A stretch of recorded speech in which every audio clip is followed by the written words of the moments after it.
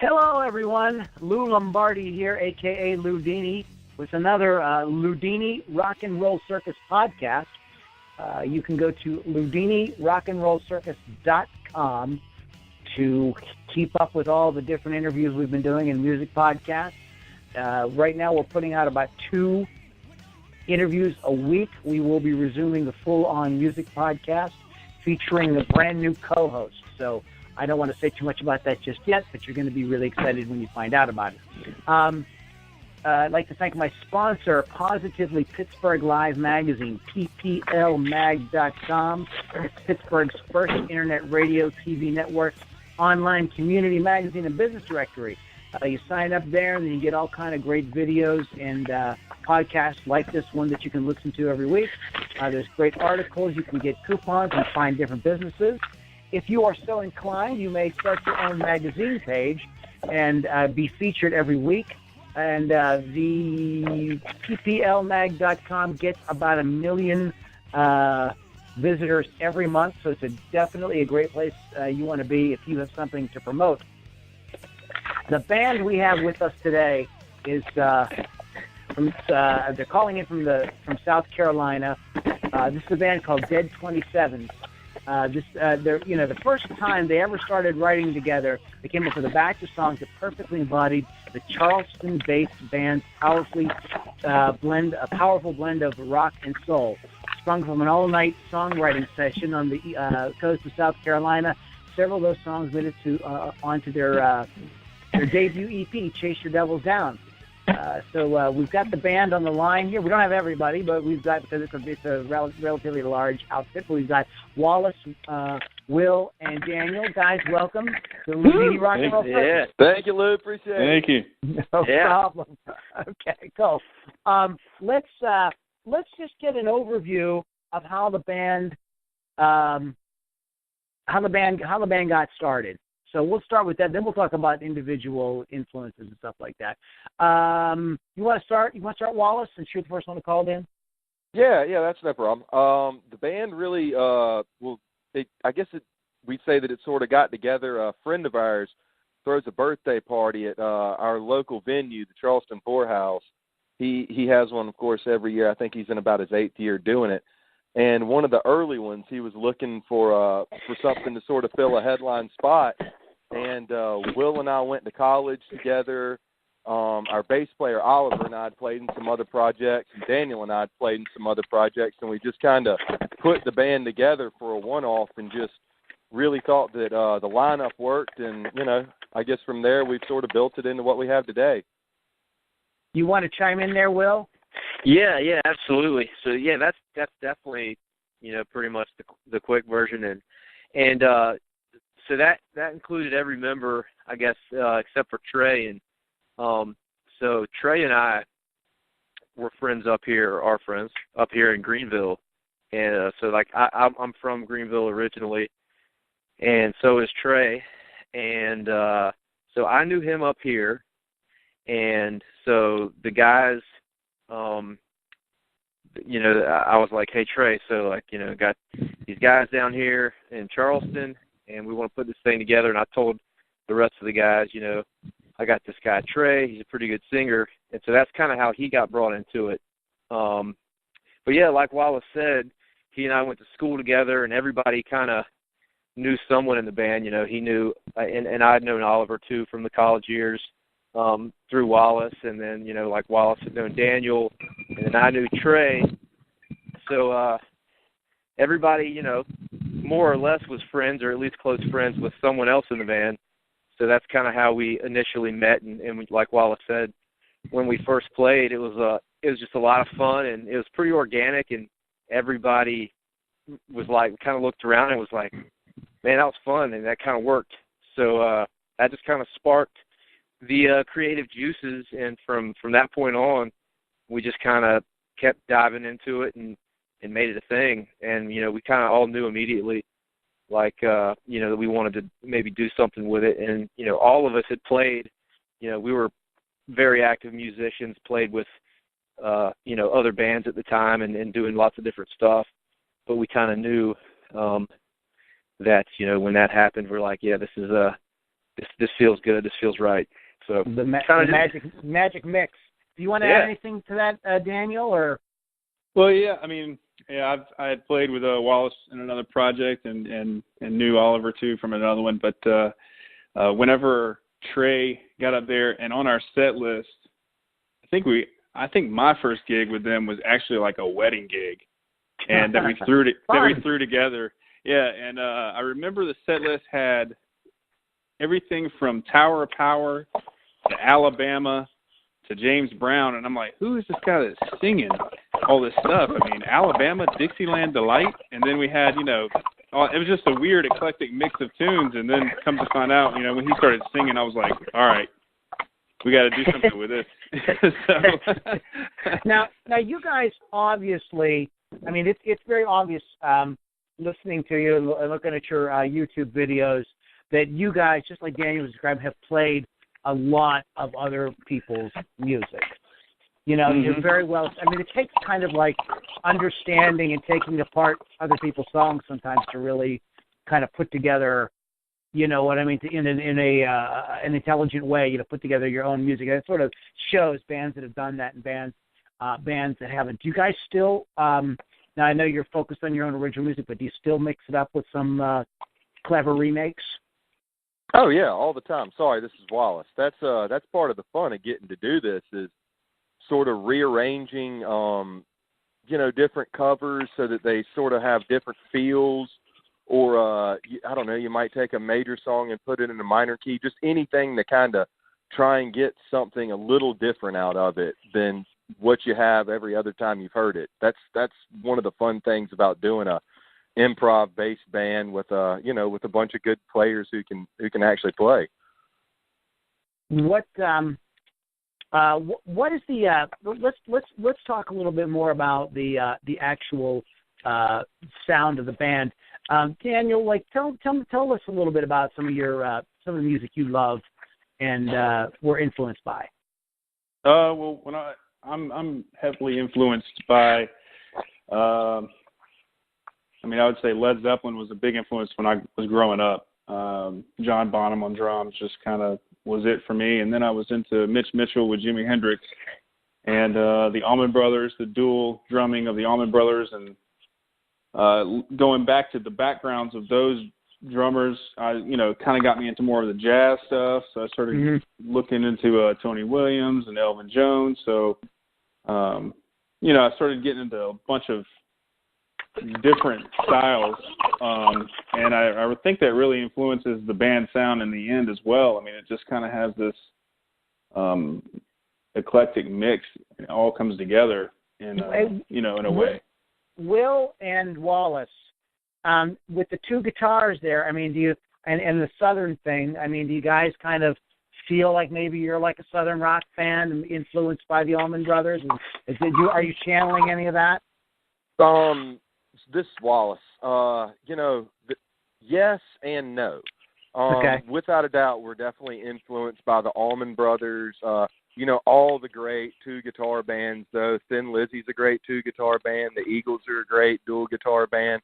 The reason I say no is that Southern rock is kind of like a loaded term when you actually live down here. Okay. It sort of means, it sort of has like a really kind of ragged connotation to it that I don't know if it's exactly right for us. We're definitely influenced by that stuff, but to call us like a Southern rock band might paint us a little too Leonard Skinner.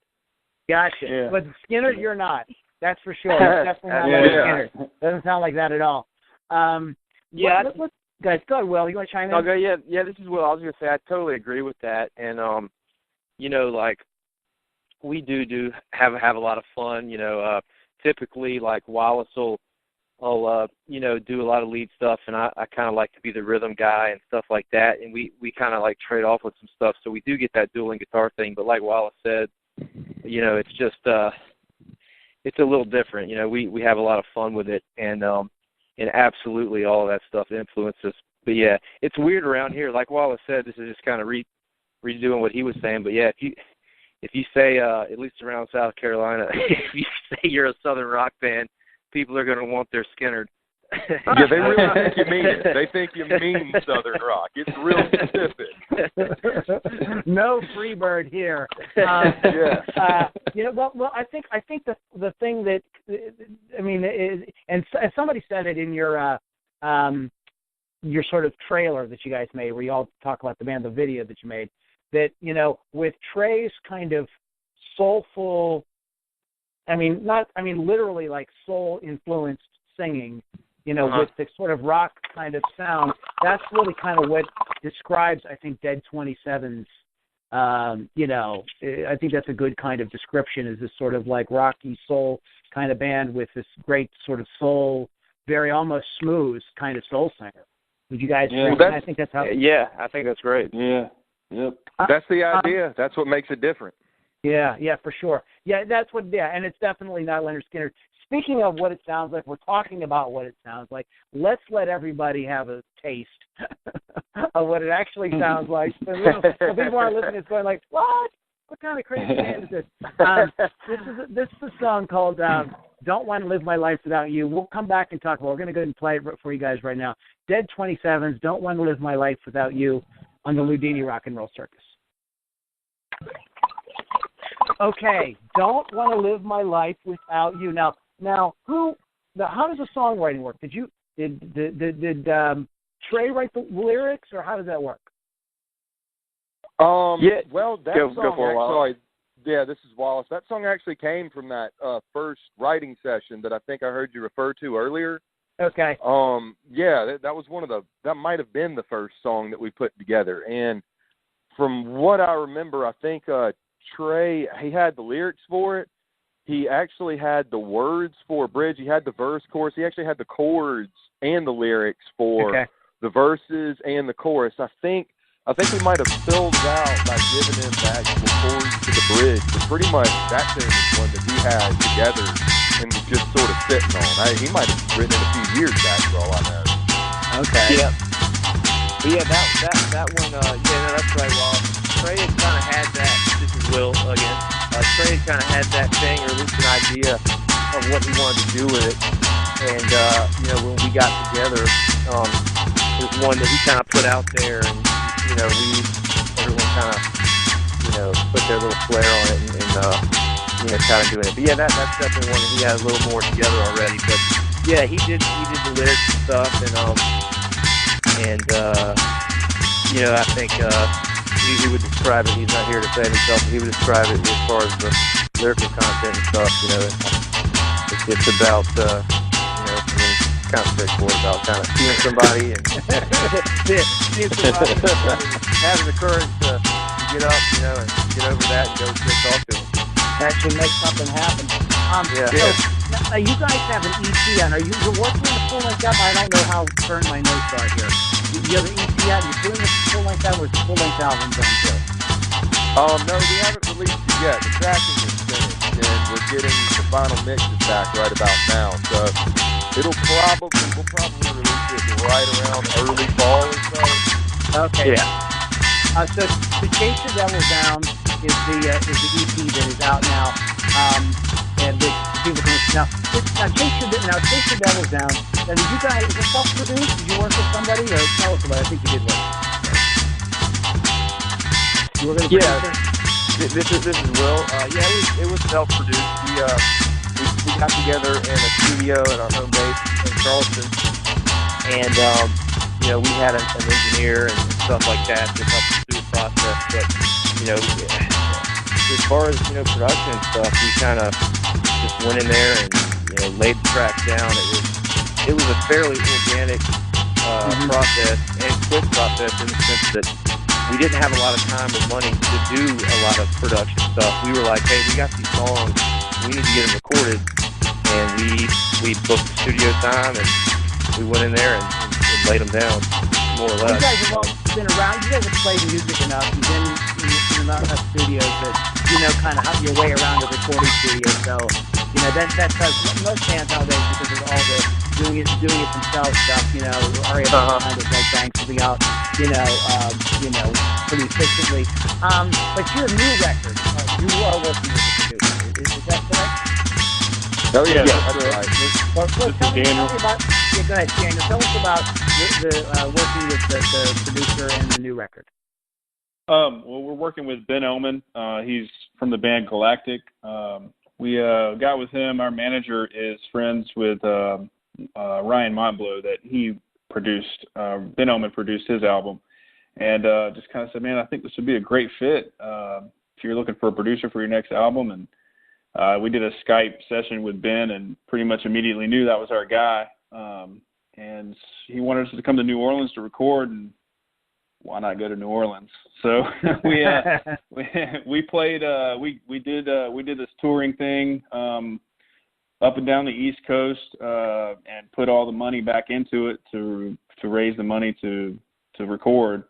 And in the meantime, had writing sessions, and we're sending the stuff to Ben for pre-production ideas, and he'd get back to us and say, maybe try this or try that, or no, that's cool. We like that. And, so the pre-production was getting done before we got to New Orleans. Yeah. And then we got to New Orleans and we were in this old church that was built in the 1930s, I think. And it was, just a real cool atmosphere to be in. And you're in New Orleans and you're with Ben Elman and you're, in this old church and just, sitting here recording a new album. And it was just an amazing experience. And, would love to do it again, so. Well, the record is coming out. Does the album have a title yet? Yep. It's called Ghosts Are Calling Out. What's it called? You kind of clicked out there. What'd you say? Ghosts Are Calling Out. Ghosts Are Calling Out. And yep. What's the title? What's the significance of that title? I guess I'll take that. Yeah, this is Wallace. That lyric comes from one of the tunes that I guess I'm more responsible for bringing to the table. Only one. I guess in reference to the collection as a whole, I guess it's just kind of like, sort of the ghost of your past, that sort of a feel, things that have influenced you sort of calling out to you. This is sort of the manifestation of that for us, at least. That might not be exactly how it functions in the song, but I think that's the significance and relevance as the album is concerned. Speaking of significance and relevance, Dead 27s. Is this a reference to all the famous musicians that left this world before their 28th birthday? Yeah, absolutely. Who came up with that idea? Wallace, you take that one. I think that was you and OG. I mean, it was actually me, OG, and Jack Berg.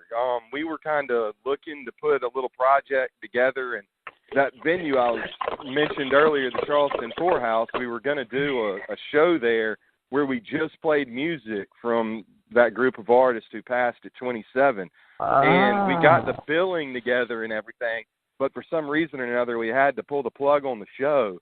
And when this group of guys kind of got together at that party I was telling you about earlier where we were playing for our buddy's birthday, after we did that, we were looking for a name, and of course, naming a project's always the worst part of doing this whole thing. It's like, I've never met a musician who's good at naming bands. But anyway, we loved the way it looked on the promos and kind of just brought it up as a potential name for the band.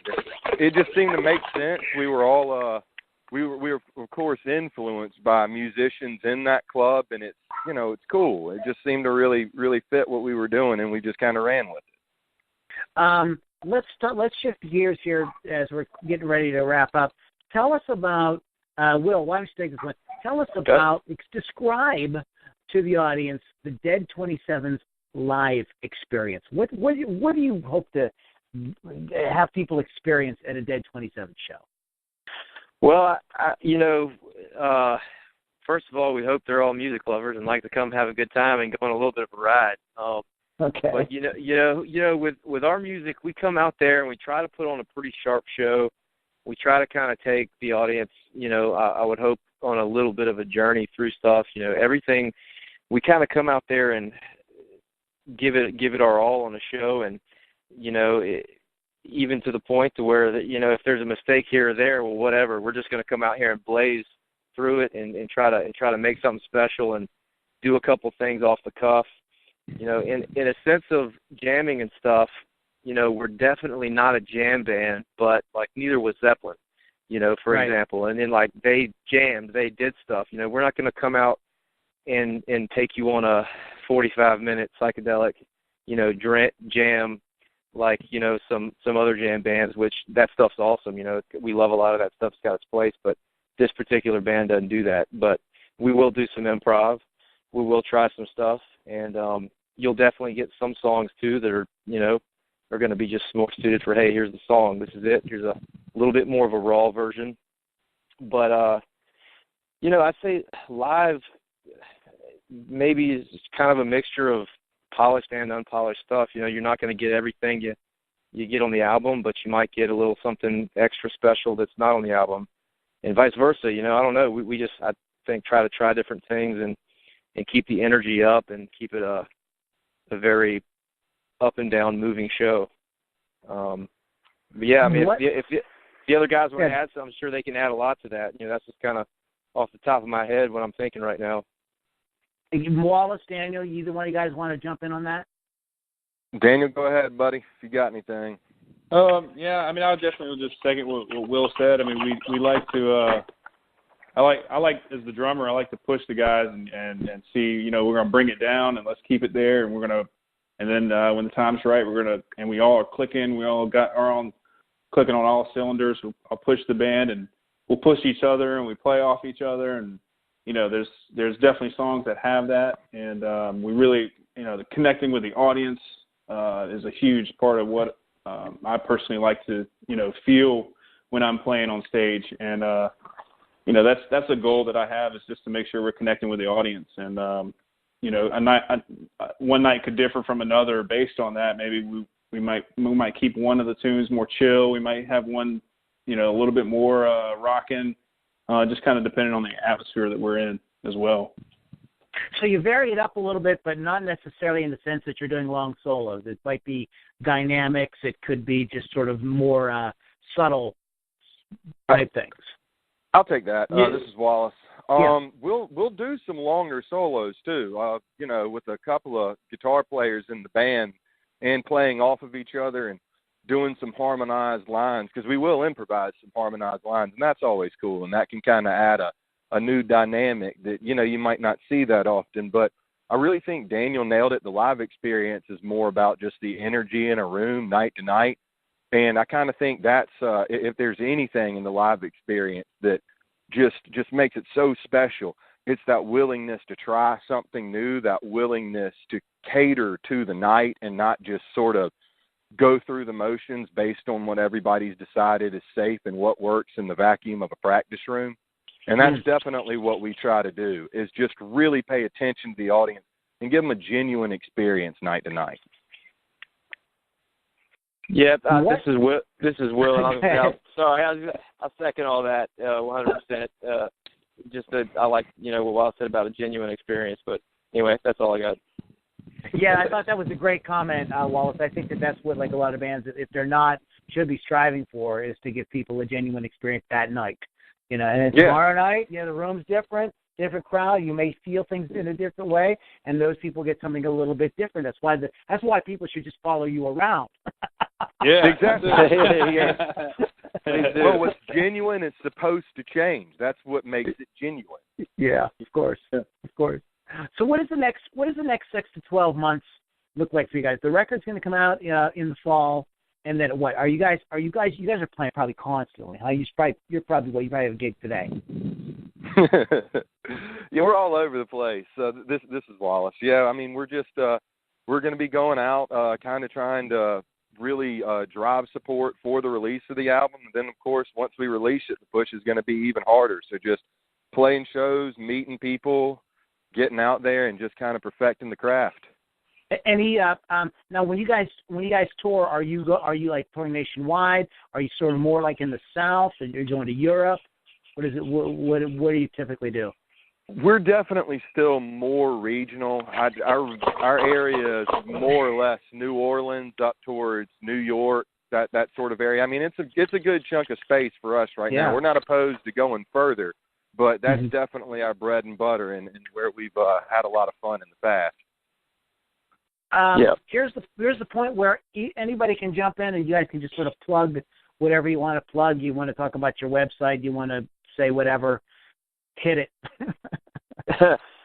Well, if you want to check us out, dead27s.com, not 27 spelled out, so literally just DEAD27s.com. Our Facebook and our Twitter and Instagram, all that stuff is whatever the social media is, /dead27s. And one thing that I definitely would like to point out that's we've been having a lot of fun with is every Friday on our Facebook page we've been posting a new cover video. And while we're definitely not a cover band, we like to play a lot of people's music that we dig. And so every Friday we'll come up with a cover, whatever we're feeling. It might be Prince, it might be Digital Underground. Yeah, Digital Underground. This we did last Friday. I mean, who knows, but we'll like come up with a little, acoustic or semi-live band with some quirky instruments version of that cover. We'll just post it on Facebook, give a little Happy Friday shout out, and just it's a little fun thing we do, and it's been getting a lot of traction, and we've been having a lot of fun with it. So that's every Friday. We'll post that. You can go check out our Facebook page for that. That's a very good reason for people to like your Facebook page. Wallace and I were talking about that before you guys came on, and so I hope the audience caught that. You want to go to facebook.com/dead27s because you're going to get us like a little bonus every Friday of them performing, some very cool song. Very often, Wallace, they're not all covers though, right? Some of them are. Your song too, or? Well, no. The Friday, it's all strictly covers. Friday's all strictly covers. I got you. Yeah, so we might post some other stuff up during the week that'll be our tunes or sound checks or whatever. But yeah, that Friday is just for covers. And speaking of that, and I just wanted to point something out. This is I saw on your website is you guys have a great live version of Eleanor Rigby. Thank you. Yeah, you guys should just say. Well, see, Eleanor Rigby, I've actually interviewed several people that have covers of that, and it's one of those songs that like you can't screw it up. I don't think. It's so good. You can definitely screw it up. I promise you can screw it up. Oh, you guys have screwed it up. But you guys you bring your vibe to it. And with Trey's voice and the things that what the band brings to it, it's really unique. So I would encourage everybody to definitely check that out. Very cool. So hey guys, I thank you so much for taking a little bit of time and talking to us about everything you have going on. Really enjoying the music a lot, and we're gonna definitely keep promoting you guys. So thank you very much. Thank you, Lou. Thank you so much. Thank you so much. We appreciate it, man. All right, guys, you've been listening to our little impromptu discussion with Dead 27s. Wallace, Will, and Daniel. Really cool bunch of guys. Great band. And you can check out their website one more time. Let's go ahead. That is dead27s.com, DEAD27s.com. You're listening to the Loudini Rock and Roll Circus. That is LoudiniRockandRollCircus.com. One more time, thank our sponsor, Positively Pittsburgh Live Magazine, PPLMag.com. And if you like this kind of music, if you think it's important, like I think it's important, you probably wouldn't be listening to it if you didn't, I would encourage you to go to supportindierock.com, where you can get involved in the promotion and letting the world know about great bands like Dead 27. Hey, guys. You guys have a show tonight? Not tonight, man. I got the night off. Oh, yeah. Good. Well, maybe you should practice. No, I'm just kidding. Yeah. Work on your Friday cover or something. But, there you go. Can you guys hang out for a second? Can we do a bonus question? Yeah, absolutely. Yeah, of course. Just give me a minute. I'm going to wrap this up. You are listening to Loudini Rock and Roll Circus. If you join our mailing list, you can hear some of the bonus material that we often do here. Guys, thanks so much for listening. LoudiniRockandRollCircus.com, and we'll catch you on the next podcast.